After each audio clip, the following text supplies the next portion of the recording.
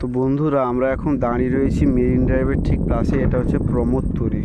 সামনেই দেখতে পাচ্ছ দীঘা শঙ্করপুর মেরিন ড্রাইভ। এটা হচ্ছে নাইকালি ব্রিজ, আর ওইদিকে হচ্ছে মা নাইকালির মন্দির। আর এই জায়গাটা হচ্ছে প্রমোদতরী। তো এটা উদ্বোধন কবে হবে না হবে সমস্ত আপডেট আস্তে আস্তে আমরা দিতে থাকবো। আর সামনে হচ্ছে অনেক ধরনের লঞ্চ, মাছ ধরতে যাবে, মাছ শিকারে বেরোবে ওরা কালকে। সেই জন্য এখানটায় মাছ ধরা বর্তমানে সব প্রস্তুতি চলছে। কালকে যেহেতু এরা বেরাবে, প্রায় 1 মাস পর এখন বেরাবে।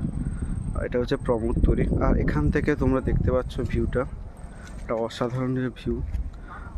সামনেই দেখতে পাচ্ছ এটা হচ্ছে দীঘা শঙ্করপুর মেরিন ড্রাইভ। চলে গেছে পুরো দীঘা মোহনা। আর এই যে বাঁশের একটা সেতু করা হয়েছে, বাঁশের সেতুটা তোমরা দেখতে পাচ্ছ, অসাধারণ ভিউটা লাগছে।